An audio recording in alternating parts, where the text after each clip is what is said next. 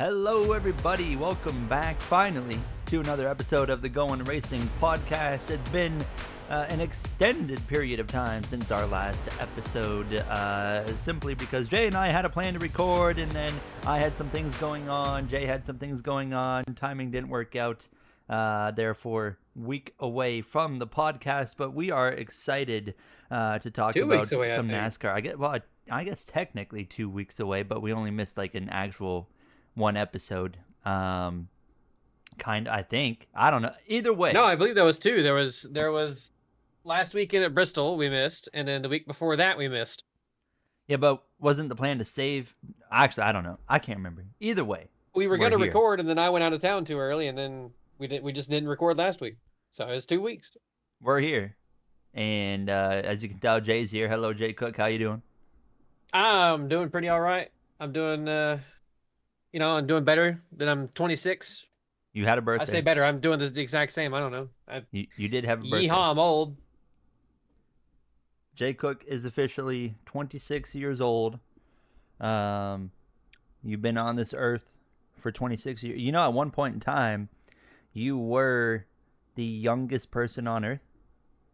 For maybe like what, a full seconds. second? Half a second, maybe?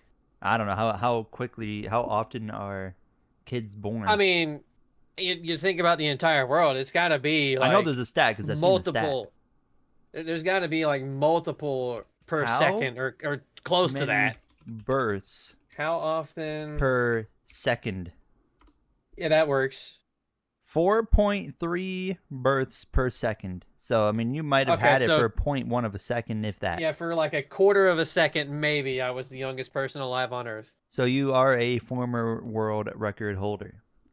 As are you, technically. So am I. So is everybody. But we're not here to talk about birth statistics. Well, we could be. It is Easter. It is. The Devils lost today. A prominent figure born on Easter. So there you go. Nonetheless. Or wait. Am I getting that wrong? Is it the other way around? You are technically, yes. He was born on Christmas, wasn't he? Yes, Christmas is his birthday. Easter is when he was came okay. back from the tomb. Oh, okay. My bad. Okay. Close enough. I was still close. Nonetheless, we are here. Toronto. Goodness. Sorry. I'm talking about the Toronto Maple Leafs scoring against. Who are they playing against? They're playing Ottawa, right? Yeah, okay, because I kept hearing about the Battle of Ontario. Yeah. Here we are talking about some Bristol, some Darlington, Rockingham, some F1. We actually were able to see F1 today. Boy, was that a boring race, but there's certainly one talking point to go on about that, but we'll save that towards the last part of the episode. So we had we'll start off, I guess, with Darlington, and we'll dive into Bristol. I'm very passionate. Jay, you did not see the Bristol race, but I was even without seeing it, I can still be passionate about how bad the short track package is. Well, there we go. I'm very passionate about what I saw, and we'll start with Darlington, though. Of course, that was an interesting race, and I would sort of start off by saying, like, I remember I tweeted and said earlier in the year, I think it was Las Vegas, where I said at these larger tracks, you can notice that it's getting harder to pass every time we come back to those tracks. And I felt like Darlington was another example of exactly that, where passing is just getting more and more difficult to accomplish at these larger tracks, which is scary because we already have the problem at smaller tracks. So now we're turning it into a problem at every track, just about, where passing is increasingly difficult every time we come back to them, as these teams are learning the cars and whatnot, and pushing the boundaries as far as they can with these cars within the rule limitations that are very small with the next gen era. But that race overall, I'm just trying to think back on it, and obviously we had the Kyle Larson crash early on in that race, and then not a whole lot happened after that. But just the one thing I do remember, Jay, and I was ashamed to say it, but I did fall asleep at one point during that race.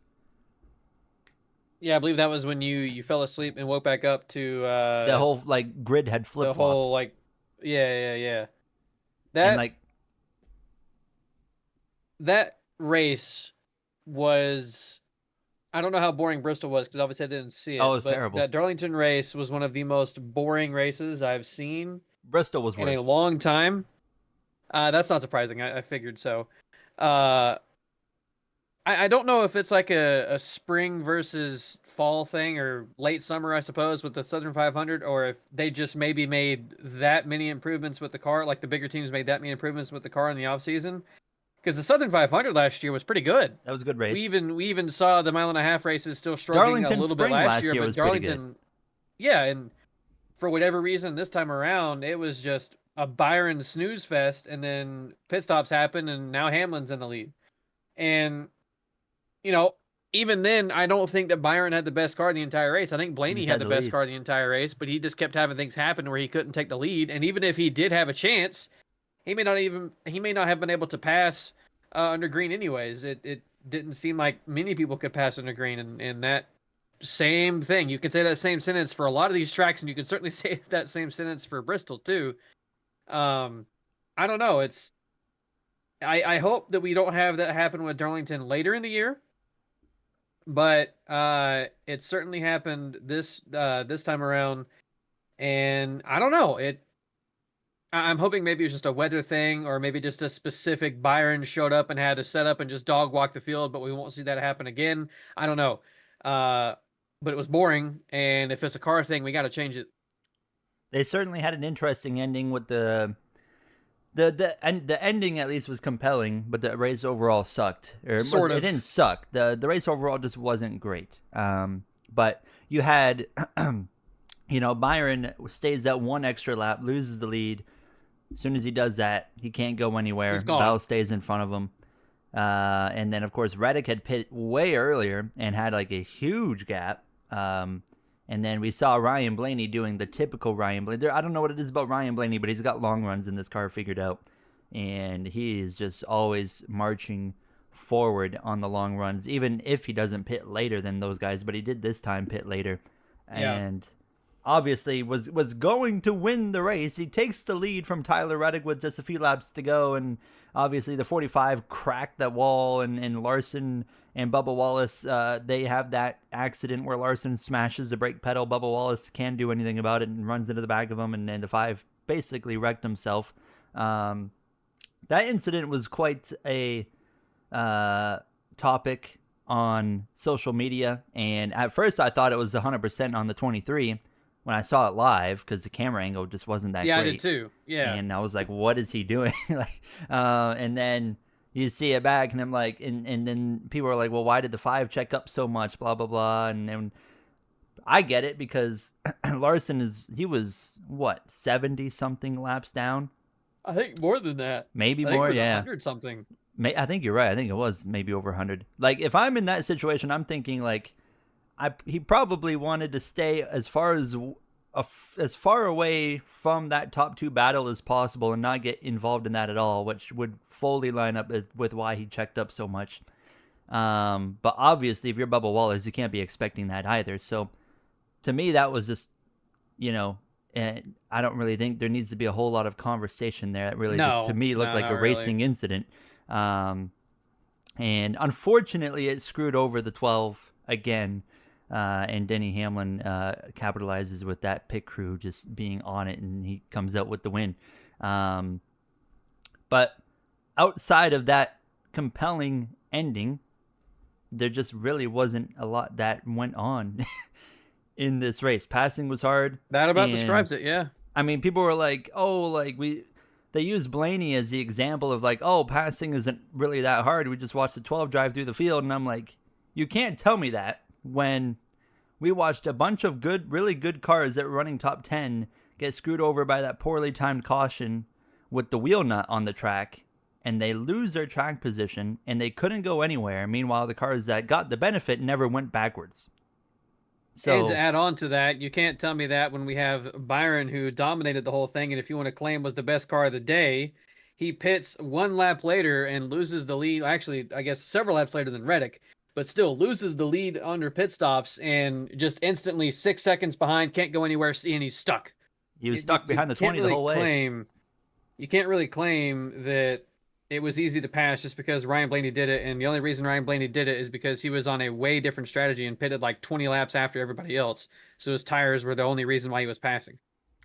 Now I have I kind of like gauge my, or I almost gauge a race by how much time I spend on my phone. So like, I remember the low point of like Gen 6. I was on my phone for like half the race, just scrolling whatever, like, like giving myself something interesting to do. And then I used to always take a nap. I haven't had moments where I've slept during a race, I believe, really in the entire Gen 7 era. But Gen 6 era, NASCAR came around, it was nap time. I was just scrolling on my phone. You would nab, I'd scroll. And I swear by like every race in next gen from 2022 to the end of last year, not once did I just scroll my phone through a race. Like under caution, I'd quickly check social media. But if there was green flag racing, my phone was to the side, and I wasn't going through social media and scrolling and whatever. Even I through think Martinsville? even through Martinsville, Really? I swear by that.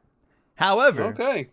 there has been, I would say, 3 to maybe 4 races this year I've done it. Darlington was one. I'm pretty sure I did Martinsville at one point.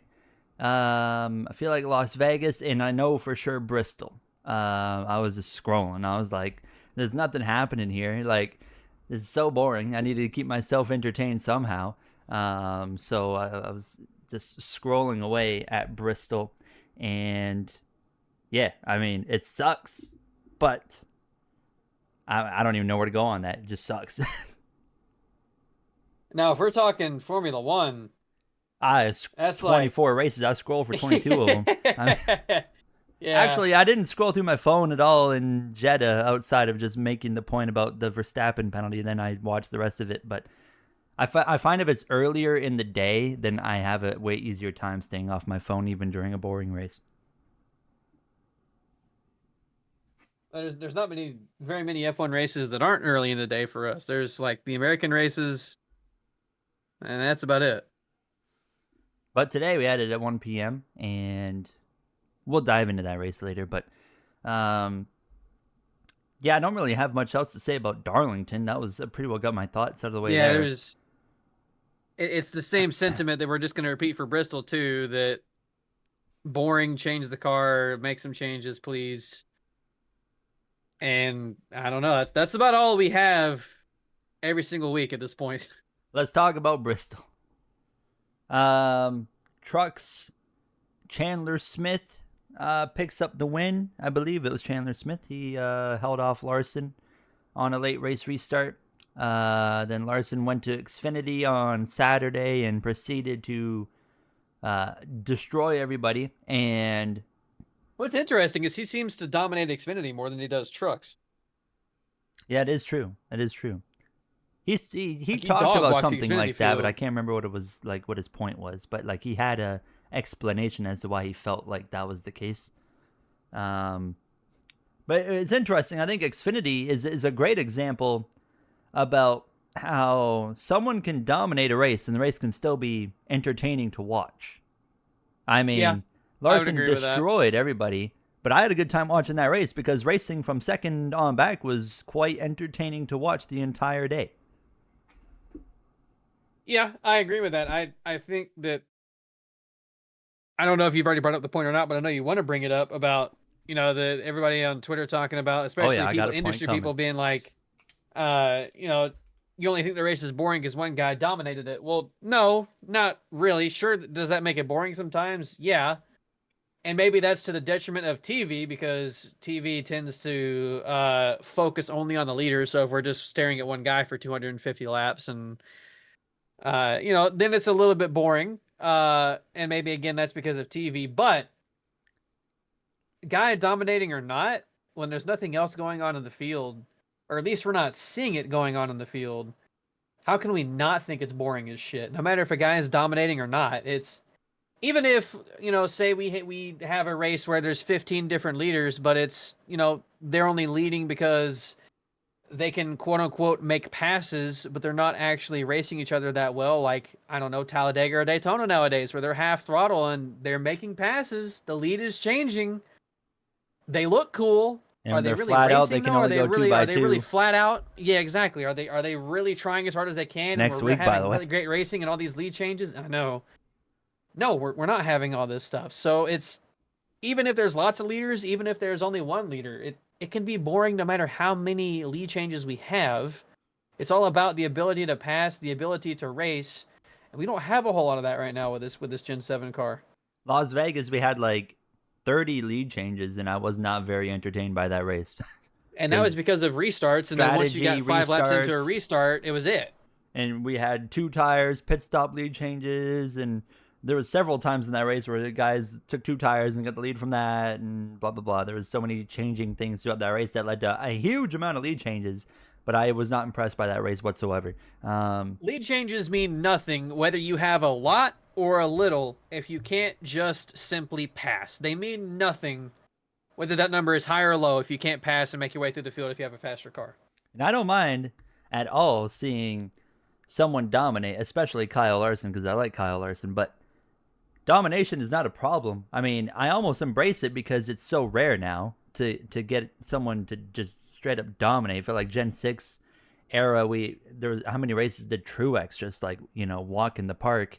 But I think, like Jay said, and I said it, I've tweeted it, I'll say it again, is just we as the fans, we don't care about the winner or just one person specifically dominating a race.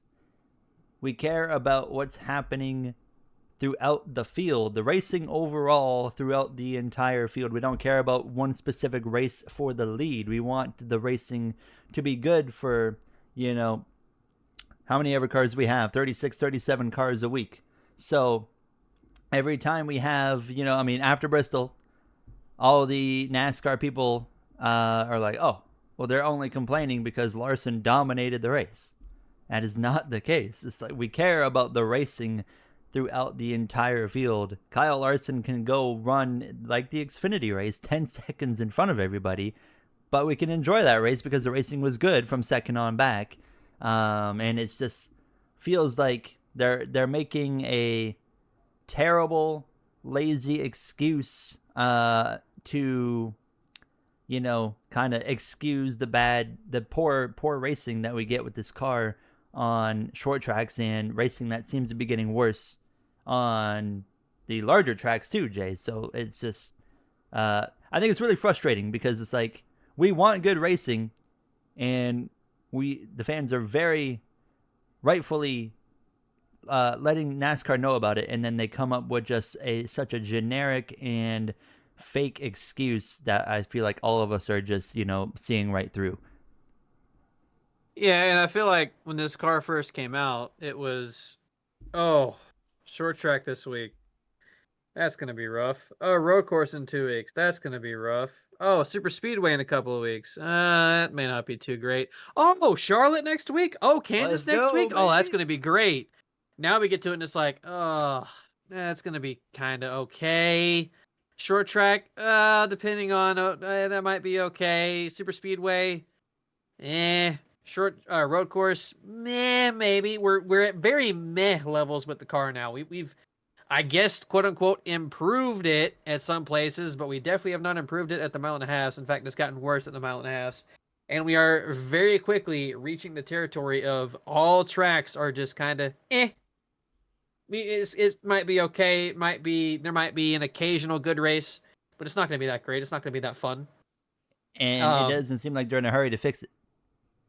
No, it really doesn't. And you'd think maybe from an outside perspective, it's like, well, maybe they are trying things to fix it, and we just don't know about it because they're keeping it, they're keeping it in closed doors and not saying a whole lot about it. But when you listen to Denny Hamlin's podcast and he talks about the fact that he's had like no discussions with the NASCAR people, they don't bring it up. They don't talk about in their weekly or monthly meetings, whatever they have.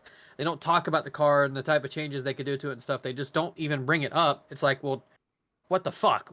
Are they blind to all this that's happening, or are they just genuinely okay with it and they don't fucking care? Whichever one is not good. You know what's funny is we're getting like the same excuse that we got like 2 years ago too, where like they're like, oh, we don't take like the poor short track racing lightly. We're looking into it and we're gonna Oh, see don't what even we get me can do. And started I'm on that like, you statement said this that in the week. first year of this car, and we are now 3 full years down. Even then, that statement they made is dog shit because the only thing he said is we'll continue having discussions with Goodyear. And Why? Goodyear can only do so much. Why? Why only Goodyear? Stop. Why are you not making the changes yourself? Yeah, stop relying on Goodyear to fix your screw up. Problems. You're costing them money because you screwed up. Like, come on, you got to chip in and fix your own car here. They screwed up. You got to fix it. And Goodyear, I think Goodyear's done a good job. I feel like they've done what they can do. I mean, the way Denny Hamlin was talking about on the podcast is almost like they've almost done as much as they can do. For once in my life, I actually want to give Goodyear props, and I've been doing it ever since last year. Normally it's always, good God, these tires are so bad. I feel like we haven't had a whole lot of bad tire issues with this new car. I think there was a few the first year and maybe a little bit into year 2. Oh, you didn't see the start of Bristol, did you? No, I didn't. I haven't seen it. Yeah, I didn't even think about that. That was really quick. So they thought we were going to be in that scenario of like 30 laps. Oh yeah, I did hear about the beginning of it. Yeah, where they spent like they the were first... all just kind of running. Like they went and not pushing very hard. Single file line, and they were all just riding on the bottom, just cruising around the racetrack. Oh wow, I didn't know that. Yeah, they spent like 30 laps, 40 laps doing it, and then Larson was the first one. He was like, I don't think the tire's going to wear, so he just jumped up top and drove past everybody in like 2 laps. Yeah. I was listening to Hamlin's podcast, and I heard him mention that when they were all just riding around, and like they got to 30, 40 laps in, and Hamlin wasn't entirely confident yet he could push, and then Larson flew around him, and then at that point he was like, well, I guess I might as well start trying.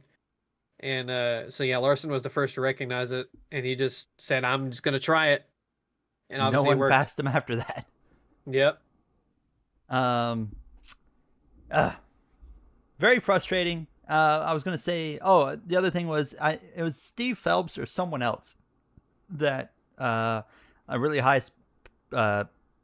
person in the sport said, they're like, well, if anyone has any ideas, we're like all ears. And I'm like, I heard Denny Hamlin like 5 days before that on his podcast list like 6 different ideas of what could help this car,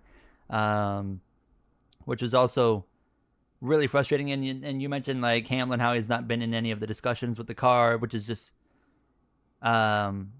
really frustrating. And then as well, I would assume you heard the same thing where he was in the team meetings when they were building the next gen car, and like they were like, told "Are you him, sure you got this right?" Yeah, and they were like, "Yes, we've got this car right."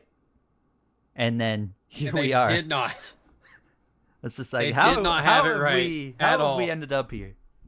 And the thing that Hamlin brought up, and I think it's always been this way with NASCAR and its testing, is you think back to the Gen 6 days where they were testing the high horsepower, high downforce, low horsepower package, and you see them 5 or 6 cars practicing at Vegas, and it's like, oh shit, this looks fucking insane.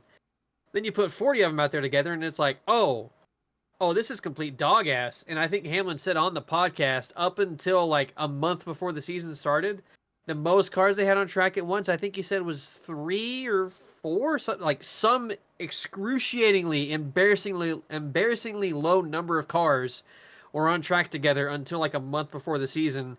And then the first time they all had like a big test together, it was when they all went, oh fuck, this is bad. This is going to be really bad. So it seems NASCAR has this thing of testing the cars and not putting an accurate number of them together to actually get an official good test.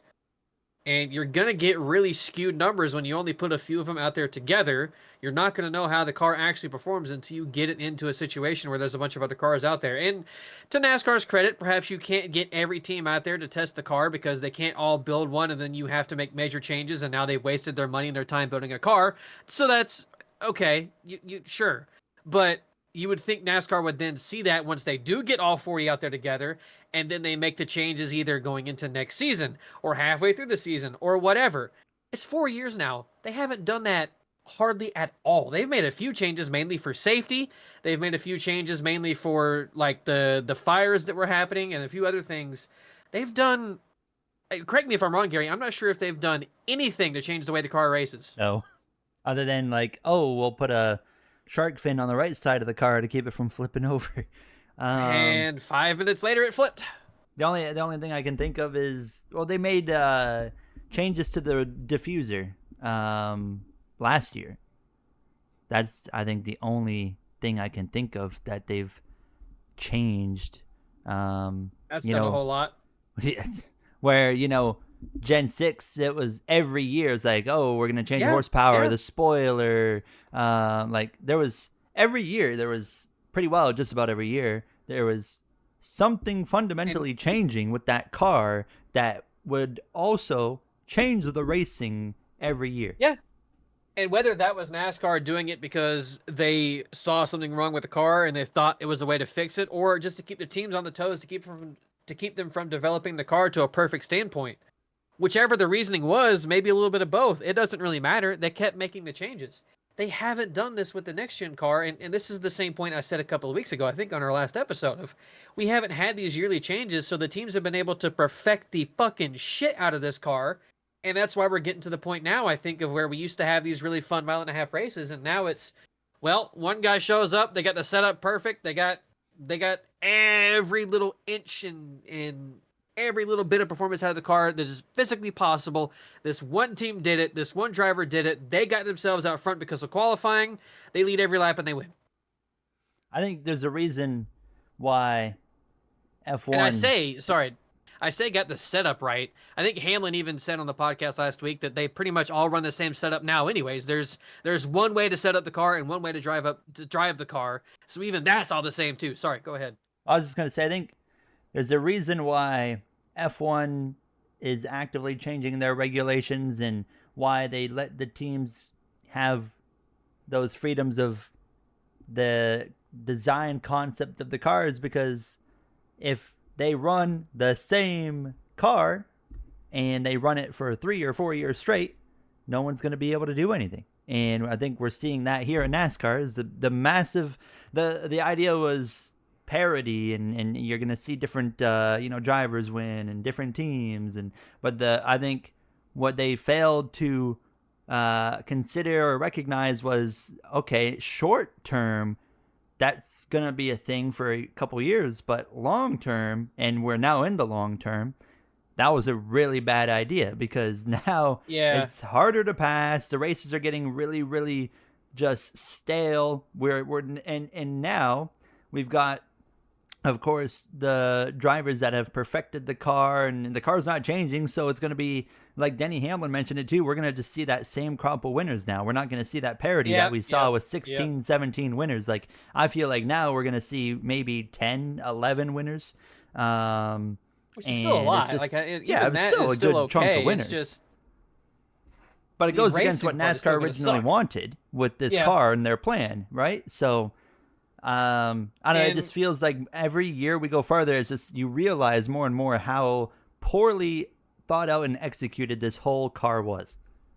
And I think NASCAR's thought process going into this with the next gen car was, again, parity and will help teams save money and all this stuff. But I don't think NASCAR thought, I don't think they took it in their heads to go, well, if the teams aren't spending money here, they're just going to take that money and spend it in other ways. And I don't think they considered that the NASCAR teams, we saw how many different winners we had. We saw the parity in the first year or two of the car.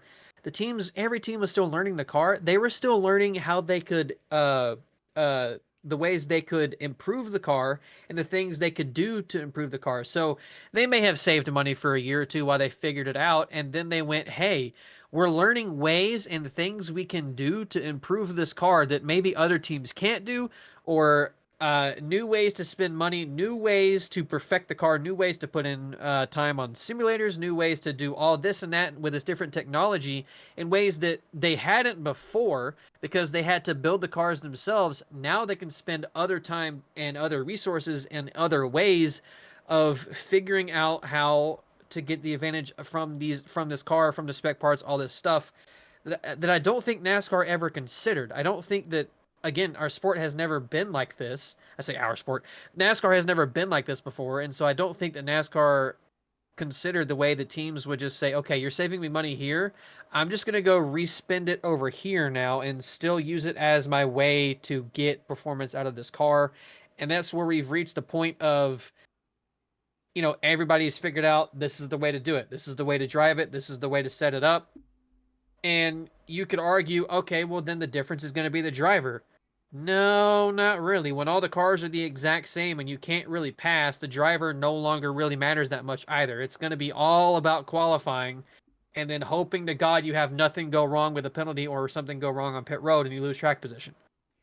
This is the first time since Bristol I've actually looked at the finishing results.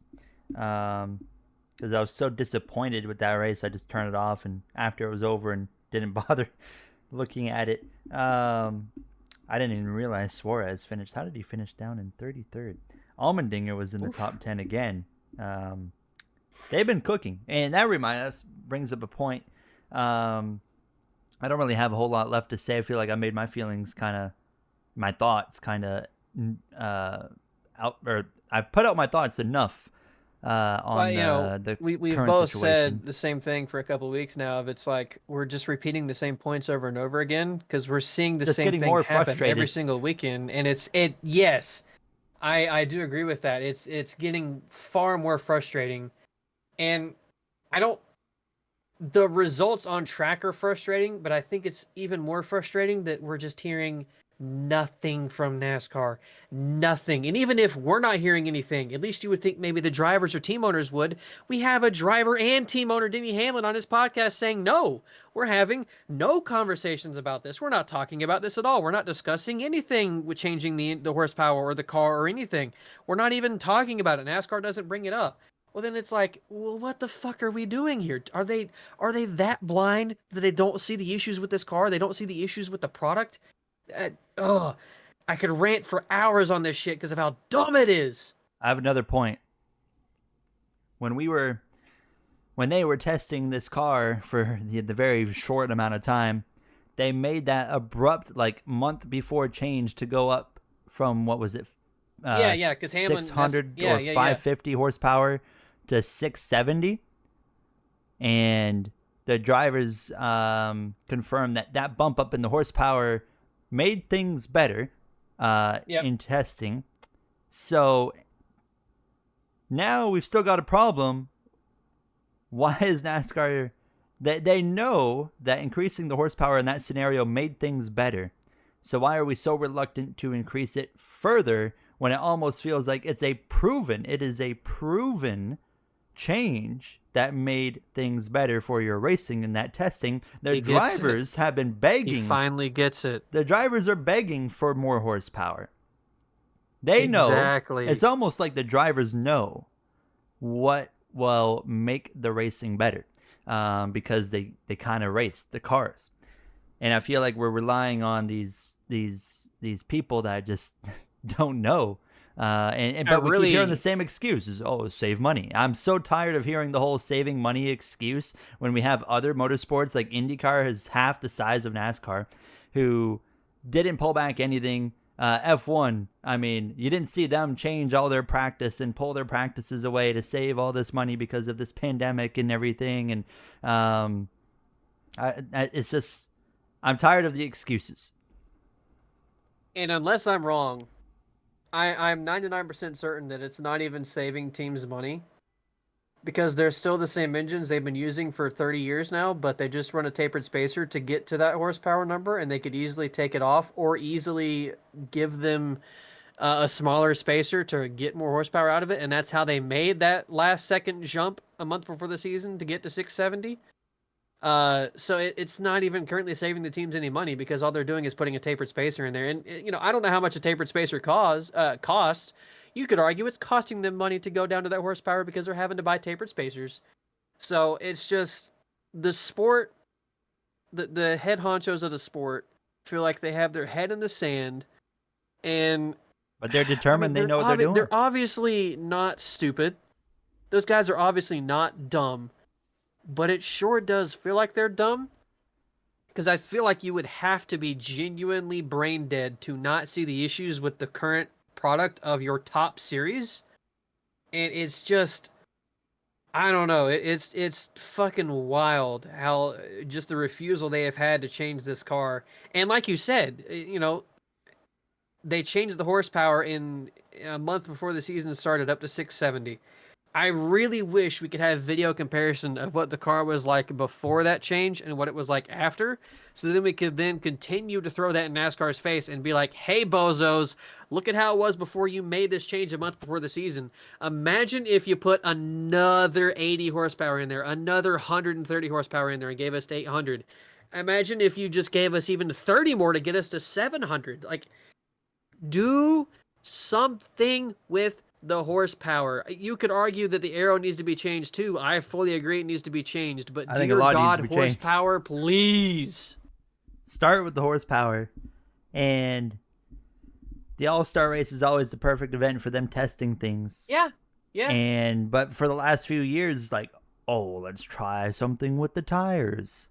No, they don't have an excuse to try anything with the tires this year because they've already tried it in a points race.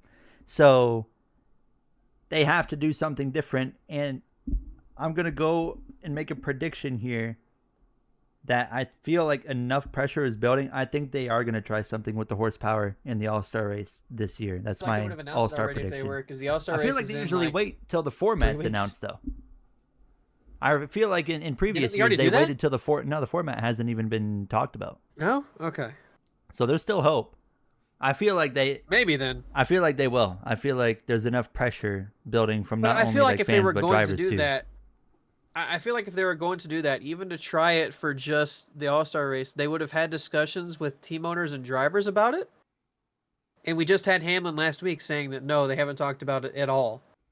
So, unless that started up this week, which may be off week, maybe it did.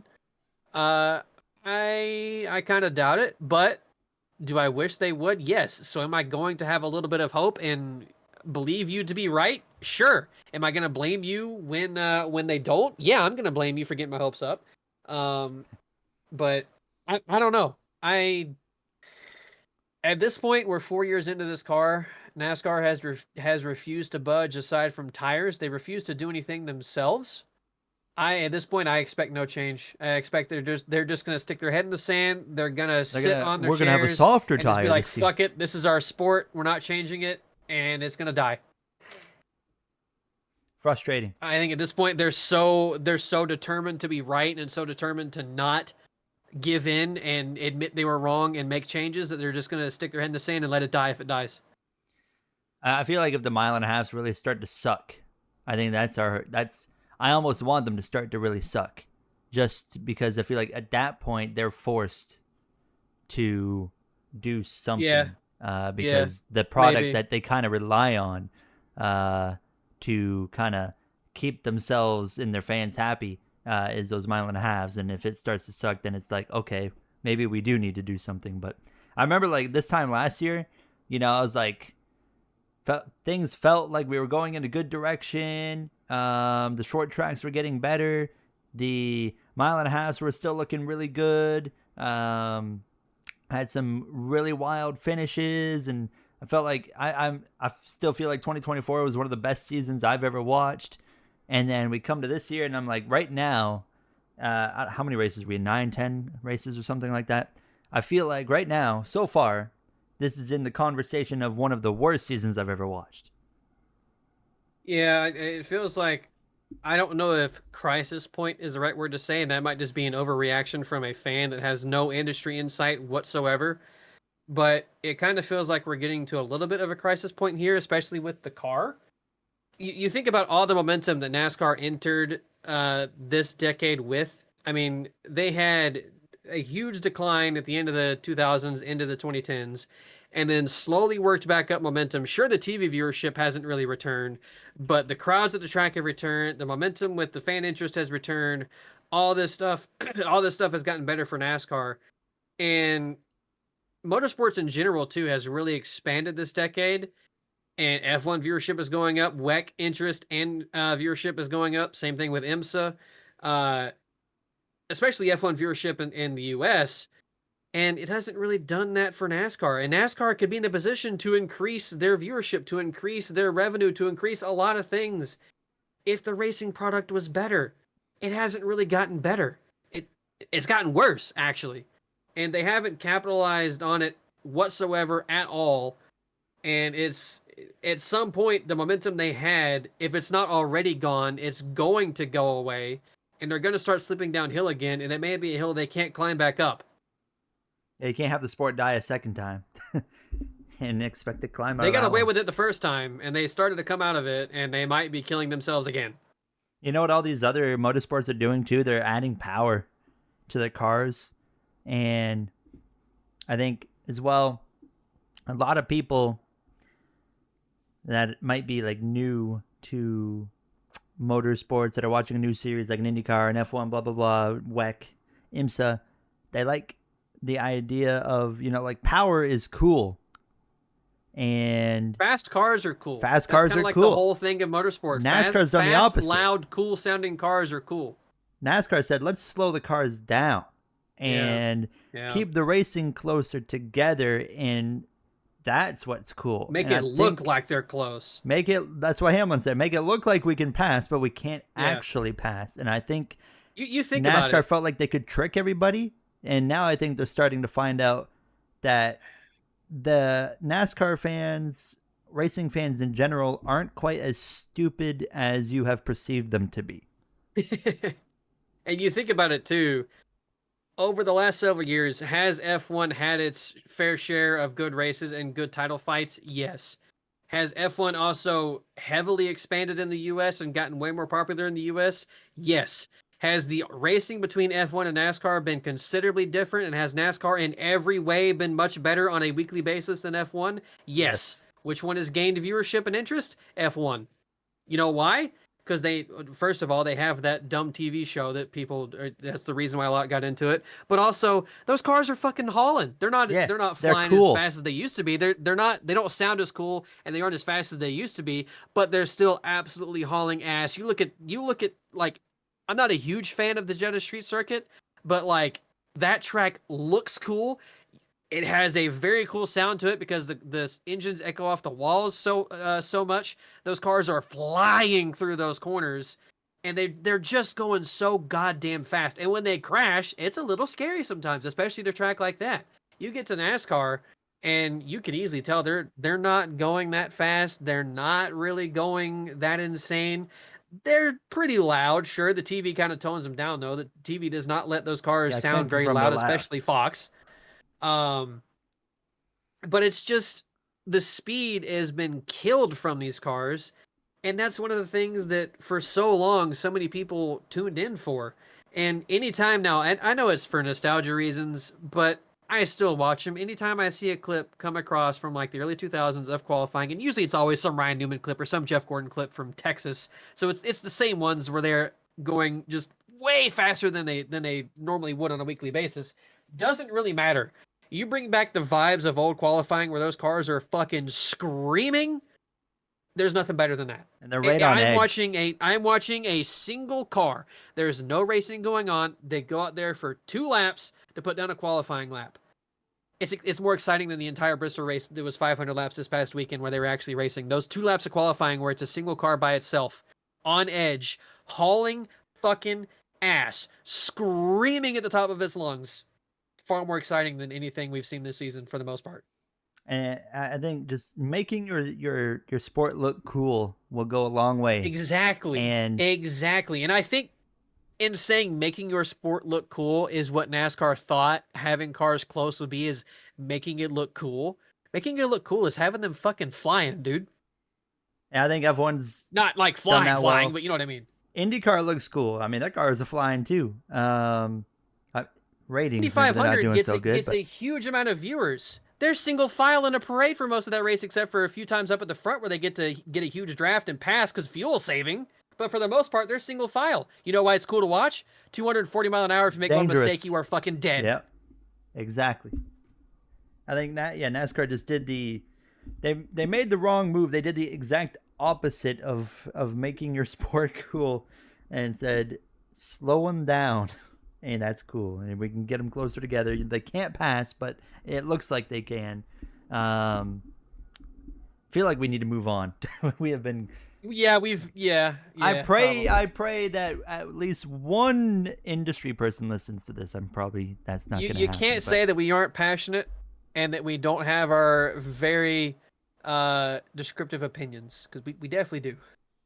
Speaking of, we talked about a crisis. I want to talk about Trackhouse. I don't know if you saw this. Everyone's like, what's going on with Trackhouse? Chastain's still doing all right. He's had 3 consecutive top 10s, but the rest of the teams, it's been rough. And it feels like they're getting worse and worse every year. I saw a Reddit post come up basically asking the same question. What's up with Trackhouse? And there's no, genuine source to say this is fully accurate, but I would say it checks out. There was more than one comment of people, like 2 or 3 commenters at least I saw, say that they know someone who works at Trackhouse. They know like actual employees that have said like they moved to the team this year, and they're like, it's the internal part of the team is a complete mess. Like we heard about SHR last year, how they were like a complete wreck. I mean, that makes sense. And I'm like, that you look at the on track, I would say that checks out pretty well. Obviously, there's no source to confirm that and say that is true. But if you look at what's happening, I would say, I mean, I'd be surprised if that wasn't true. So, which is really frustrating as a Trackhouse fan and Shane Van Gisbergen and Daniel Suarez fan. And you got to feel for like a guy like SVG, because he comes in with such little oval experience, and then, well, from the sounds of it, he's coming into a disaster of a team. So how are you going to get the proper feedback and support when you really need it to get better at this oval thing? And then now I'm thinking, well, his oval struggles also make way more sense now as well when you hear something like that. Yeah, it makes sense when you also think about the fact that that team has really, aside from like, I don't know, the first 2, maybe 3 seasons of it existing, they've really struggled. And the random departure of Pitbull earlier this season, which Norris? we still don't really know if that was his thing or if that was a Justin Marks Trackhouse thing. Yeah, Ty Norris leaving as well. The whole, unquoted drama of Chastain and the Hendrick drama, where Hendrick went to Chevrolet because they were mad and made him stop giving him the top team data and all this stuff. All that can compile together to a team having a lot of struggles, and then maybe, they're getting frustrated now and things are just a mess internally in the team. I don't know. I know nothing of the inner workings of any single NASCAR team, so I have no idea. However, like you said, would it surprise me if that were the case? Not really. It would make a lot of sense as to why things are going wrong on the Cup side. However, Trackhouse is still involved in so many things and still doing so many things around motorsports in general. I feel like if they were an internal mess, they wouldn't be doing as much as they are. They wouldn't be entering a car into the 24 Hours of Daytona. They wouldn't be buying and owning and improving a MotoGP team. They wouldn't be taking a chance on SVG. They wouldn't be getting a top prospect in Connor Zilic. Maybe they are, maybe they aren't a mess. I don't know. Either way, it's undeniable that the performance has not been there for them, especially this year. They've really struggled this year. Even with Chastain still looking okay points-wise, he hasn't had a single race this season where he has been the guy to show up and lead a bunch of laps and run top 5 or whatever. He's just kind of gotten decent finishes, but the whole team as a whole has not really been that great. I really do not want to see Zilic right now at Trackhouse next year. I'm like hoping that like Hendrick or someone comes and steals him. We'll throw him in the 48 car. Hendrick would be the worst option. No. Or what other team should take him? We do not need another generational talent to go to Hendrick and spend the next 20 fucking years giving Mr. Hendrick wins. I'd be fine with them going to 2311. 23. I don't think Toyota's going to 2311 or RFK. I don't think they are either. I'm just offering you other options. I don't realistically think that would happen. I'm just saying. Legacy I don't Motor know if Club. Chevy would let him walk. Put him in an LMC car. Oh, fuck no. I'd rather Jimmy let him go to Johnson's Hendrick. gonna sign him up. What were we gonna go on about? Rockingham was also this weekend. That was the only we didn't have Put any it on cup the racing. cup schedule. Oh, yeah, but it was. I didn't get to see either of the races. I was working the entire day, so I missed both trucks. It was trucks the day before. Yeah, trucks is Friday night or Friday afternoon, really. Friday afternoon. What was I doing Friday afternoon? I don't remember. Oh, Yeah, I I wasn't was home gone. either, so I didn't Yeah, I see was the not truck home. race. But I didn't see any. I didn't see anything basically, except I did see the last restart of the Xfinity race on my lunch break. So I'm hoping you can kind of talk about those two races a little bit more than I can. I didn't see any of the truck race I because heard thought they it were was good. later in the day. The truck race seemed like it was really good, yeah. And then the last lap call was probably the most talked about thing of that race because holy shit, that was bad. I did see that on Twitter last night, and yeah, that was pretty bad. Very typical Jamie Little. Yeah, it was real bad. Which, that's to say. Let me just add in that Jamie Little is a fantastic pit reporter. I would say the best. All the respect in the world to her for her pit reporting. She's been great for like, I don't know, 25 years or something like that on pit road and doing pit reporting and all that kind of stuff. Incredibly well talented pit reporter, but she is not cut out for the booth, and Fox keeps putting her there, and it's not working. It's been like 3 years now, I think, 2 or 3, and it's not working, and she's not improving. She's not getting any better. In fact, I would maybe argue she's even worse now than she was when she first started.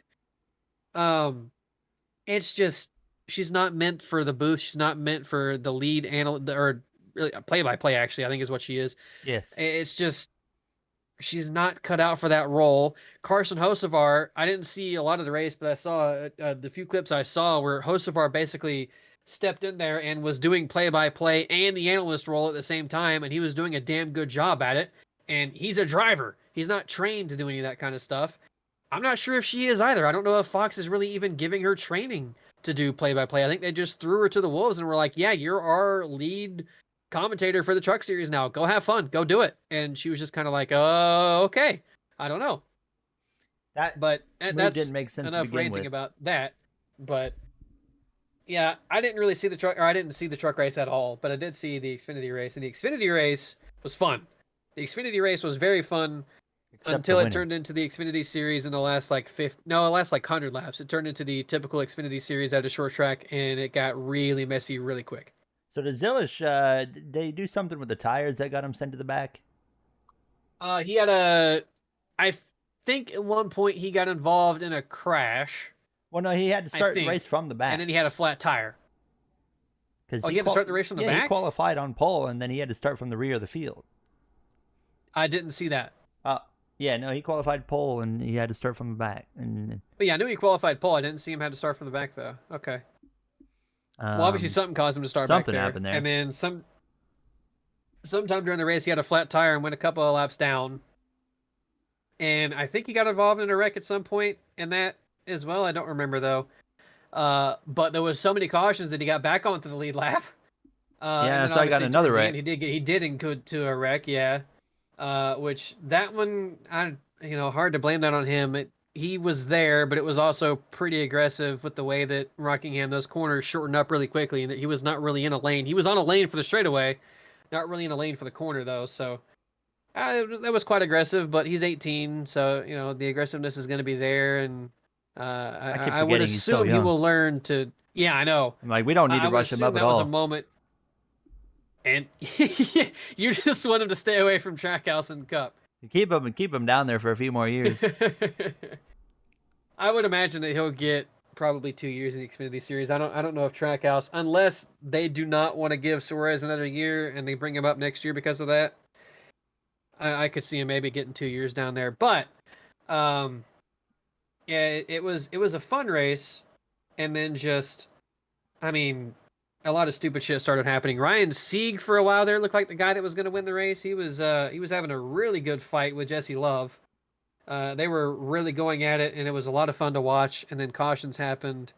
Then fuel saving started to happen, and there was a caution with like 10 to go, and most of the field was short by 10 laps, and they did not pit for fuel. And then on the ensuing restart, like half the field ran out and caused a giant pileup.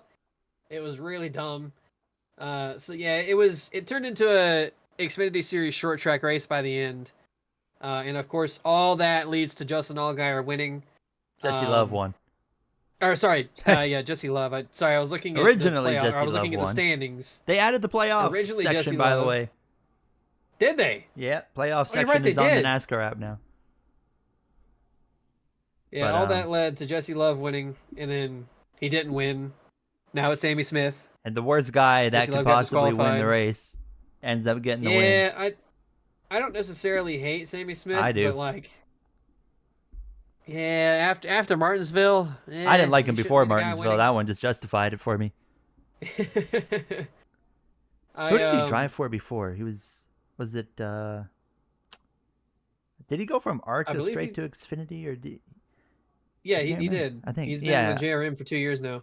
I just remember that I didn't like him before he even hit Xfinity, and then he hit Xfinity, Yeah, and okay. I don't like him. I still, gives me the ick. He drives like an And idiot. poor Casey Kane got caught up Should in we two talk wrecks that were about not that? his fault. There was a very Sure, we can. popular incident in that race. So I'll just give you the rundown of like my reaction. So I pull up Twitter on my break. Everyone's talking about Catherine Legg and this the crash that she caused and took out Casey Kane. So I'm like reading the tweets. Like every tweet I'm scrolling through, it's about the same crash. And I'm like, okay, Catherine like did something stupid and wiped out these guys. So I'm looking for the clip, and I find the replay, and I'm looking at the replay, and I'm like, what? I'm like, am I watching the right replay here? I'm like, where? Like, I didn't see. She was definitely like quite a bit slower than the cars around here, but she was out of the way, and I'm still. A day and a half later, failing to see anything that she did wrong in that scenario. Yeah, I agree with you. It's a little odd to be putting her at fault for that. And was she slower than she should have been? Sure, but definitely. She gave the inside lane. 2 cars passed her, I think, right before Sawalich. Yeah, and it's not like drove in she there. slowed down and stayed in the inside lane and just pulled down in front of Sawalich. She had room to go to the inside. I'm assuming that it was a misjudgment. I'm not trying to put blame on Sawalich either. I'm assuming that it was just a mistake from both of them. I'm sure he was not trying to do that. Yeah, I'm sure he was not trying to run her over. And, again, could she have done it a bit differently and maybe been a bit more out of the way and stuff like that? Yeah. And that's probably what he was expecting. But to put her fully at blame for that and call her an idiot and a moron and, all these things that Twitter was saying is just kind of insane. And it, has she made some mistakes in her 2 starts this year? Yeah. The first one in Phoenix, that wreck where she caused, or that wreck she had with Suarez and a bunch of others that got involved. She certainly has not been good. That was pretty bad. It was bad. She's not been good. She was struggling this past week in Rockingham, and of course that's why she was getting lapped and was pretty far off the pace. But I'm not going to throw her under the bus. I'm not going to put all the blame on her. She didn't do anything that bad. It was just a racing thing. But because it's Catherine Legg, because she is struggling and has little oval experience and is at least trying to do something different, and is making mistakes in the process, and because she is because she is a woman, Twitter and social media is just like, this is my opportunity to push my narrative. She's terrible, woman. And it's just like, calm down. We've seen plenty of other pay drivers, plenty of other drivers, whether they're professional or not, do stupid, dumb things like that. Can you look back to Martinsville 2 weeks ago for the Xfinity Series where we had the dumbest race imaginable, and most of those guys doing the dumb things, Sammy Smith, are prospects for the Cup Austin Series. Hill. Well, he's not a Cup prospect, but can can we admit that drivers can make mistakes, that humans can make mistakes, and especially one that doesn't have much oval experience and is trying to learn a new thing, and she made a mistake, but she didn't cause the crash. She got ran over for trying to get out of the way. So yeah, I don't know. It's really dumb. Outside of that, yeah, I didn't really, like I said, I didn't see any more, so I can't really say anything. I just heard the races were good. Do you have anything to add on Rockingham? Other than I want Cup to go there once they fix the car. I'd be down not for really.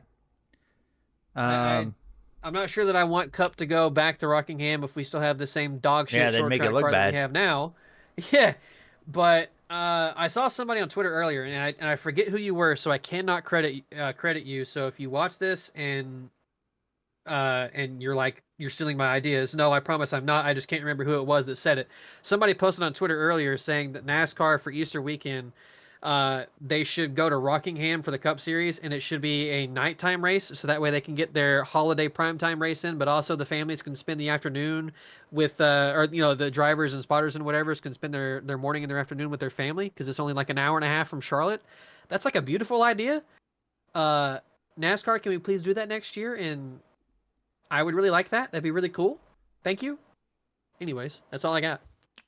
Well, let's move on to, I guess all we have left is F1. And we're right at we're right at an hour, so we're making good time. Formula One, we actually got to watch that today. They were in Saudi Arabia, Jeddah Corniche circuit, and there's not really much to talk about other than lap 1, turn 1, with Verstappen and Oscar Piastri, and a really, in my opinion, silly, stupid penalty. And Piastri's the guy. Horribly dumb penalty. Terrible. I mean, Piastri's the guy I've been repping this year, and I mean, I'm so tired. This is the episode of just complaining, I feel like, but I am so tired of, and I've said it so many times, of these, world-class talents in F1 that they're supposed to be like the best drivers on earth that cannot go into a corner side by side and leave enough room on the exit of the corner to the guy on your outside. And they have forgotten how to race in Formula One. It's my corner, Jay. I'm now allowed. I was 2 inches in front of you. I'm allowed to shove you off the entire circuit now. Yep. How is that?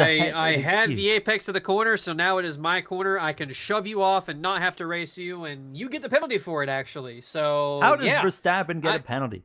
I just don't understand. I don't know. I really don't know. And here's what I was even more baffled by was the commentators were fully on board with the penalty. And I was like, yes, what? They were.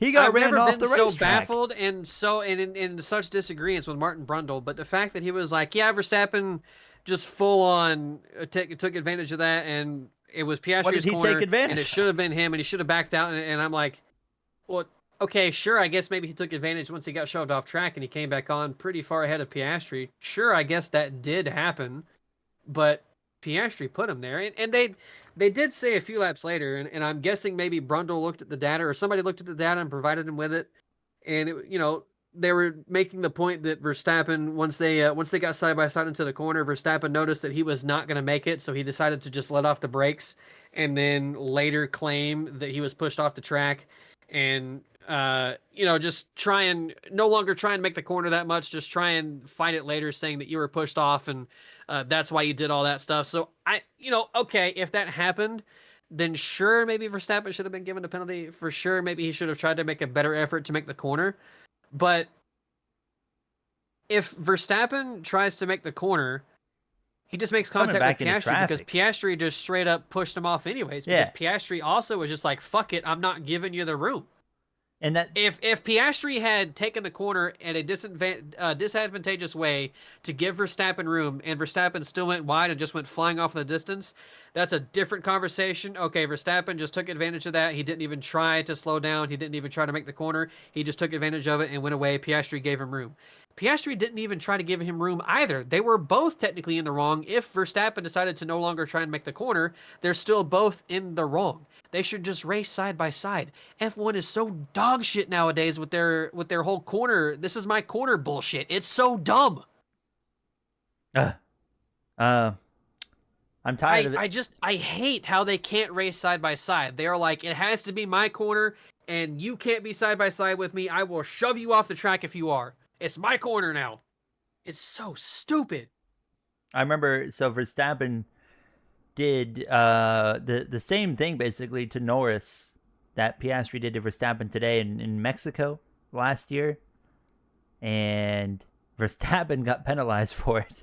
But yet now he's on the receiving end today, and I don't understand how we penalize the guy that's on the receiving end of someone that decided to force you off the racetrack. It's like, did he come out in front? Yes. And if he comes back onto the racetrack, the way that corner is, you're coming back into the racing line and you're hitting other cars probably. Yeah.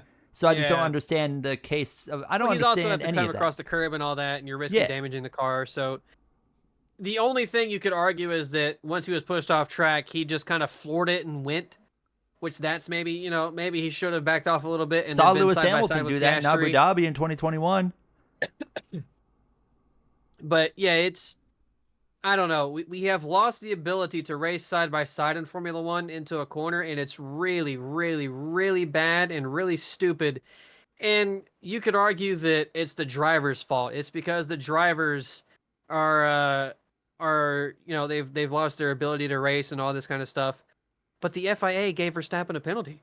They're also very, very clearly agreeing that they shouldn't race side by side. They should just shove each other off the track, and they whoever's penalized ahead them is for their trying corner. to race.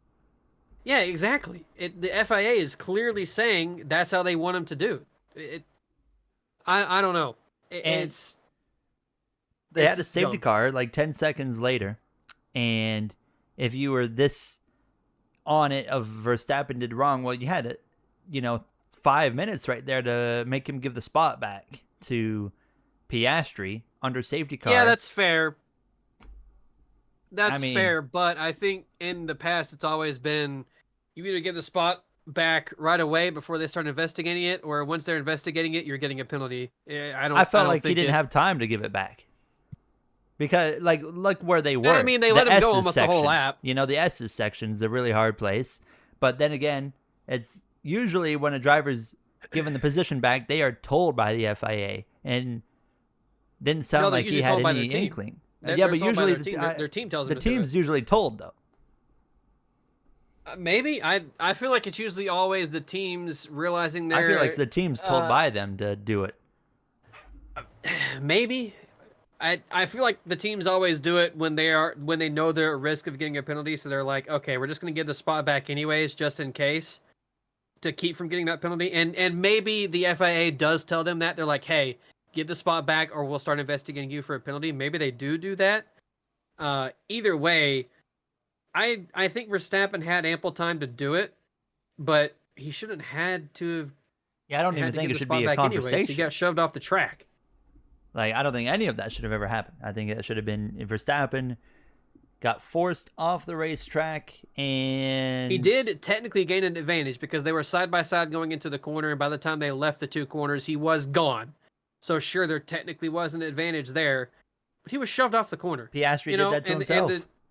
And the safety car wiped that advantage out in half a lap anyways. So, I don't know. Maybe the penalty was more so because he gained an advantage and not so because he went off the track. Because again, he didn't necessarily slow down at all. He did take advantage of going off the track and cutting a whole corner. But that doesn't negate the point of we have lost the art of racing. We have lost the art of side-by-side racing in F1. It is now, I'm going to fucking send it. And then when I get side by side with you on the entry to the corner, I'm just going to push you off the corner because, hey, this is my corner now because my front wing was a micromillimeter ahead of yours. So it's now my corner, buddy. Goodbye. Get out of the way. Today's episode is pretty well summed up as NASCAR is... Going Ranting Podcast. Going Ranting Podcast. NASCAR short tracks suck. and F1 drivers can't race side by side. Piastri won the race. Not really anything happened between that. Norris drove up to fourth. Russell, what was it? Verstappen and Russell. No, Verstappen and Leclerc, second and third on the podium. So good to see Ferrari there Norris actually get a sucks. podium. Norris sucks. Where did he? What did he get? Fifth? Did he get fourth or fifth? Did he pass Russell? Fifth, I think. Okay, I was thinking Hold on, fourth, I'll but double check real quick. Give me a second. I don't remember him passing Russell, so I would imagine it was fifth. No, he did pass him. Oh no, you're right. It was fourth. My fault. My fault, he OG. was fourth. Okay. Hamilton seventh. Both Williams in the top 10. Tsunoda out. He crashed out very early. Yeah, sad. Oscar Piastri takes the championship lead, and Let's go. Let's go. 10-point lead over Lando Norris. They have the same amount of wins in their career. They do. And Lando has a whole lot more experience than Oscar Piastri does. But, man, people really love to, boost Lando up. But good to see Piastri. I like Piastri. He's kind of the guy I've been going with since Zhou Guanyu's out of F1. So I'm excited to see how they get on. But when are they back? They're in Miami. Miami, I think, in 2 weeks. Yeah, May 4th. Okay, so we got a few weeks off. So the only thing we have is NASCAR. We didn't do any predictions for Bristol, obviously. So we did do predictions for Darlington. And, oh, look at this. Jay, you're going to love this. Did I finally lose? Yeah, you did. Wow. Darlington, you chose Kyle Larson, so you were done on lap 3. Yeah. I chose the winner. I chose Denny Hamlin. Okay. Xfinity, I chose Allgaier, and you chose Connor Zilic. I don't remember where they finished in Darlington. Let's take a quick look. Allgaier had 3rd, Zilic had 6th. So I beat you in both series. Man. F1 was in Bahrain for that weekend. I think. Yeah, because we chose for Bahrain, and you had Verstappen. No, Bahrain was last weekend, wasn't it? I can't remember. But I know Verstappen beat Tsunoda weekend in both races, so you beat me there. So, all we have to do is NASCAR picks, but I get to go first for both finally. NASCAR, where are they raced? Oh, it's Talladega. Oh, that's... Yeah, good luck, buddy. I already know who's going to win the race. Okay. Talladega, Jay, Cup race is going to be won by... I'm going to go with... Let me take a really quick look at the Cup Series grid. I am thinking... I'm going to go with... I thought you already said you knew who was going to win. Yeah, I'm just trying to get you to guess, I'm going with Ryan Blaney. All right. Yeah, that's a fair pick for Talladega. I mean, the first half of his career, he could only win there.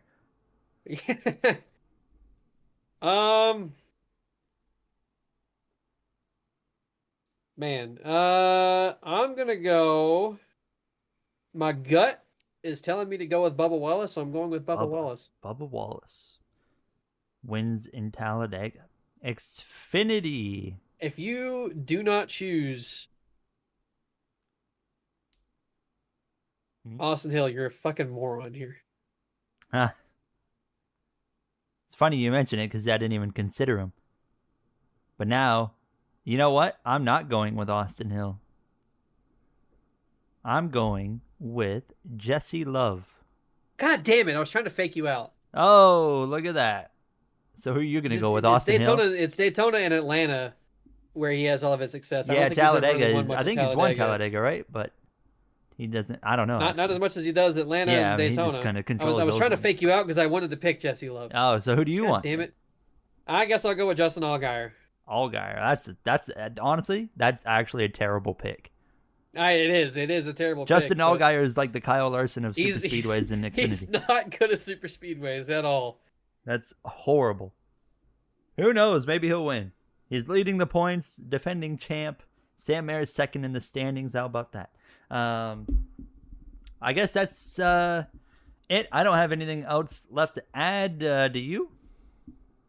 No, I think I've gotten all my ranting out of me for 1 week. All right, we'll be back ranting about how Talladega was mid in the Cup race on Sunday next week. We will see you guys then.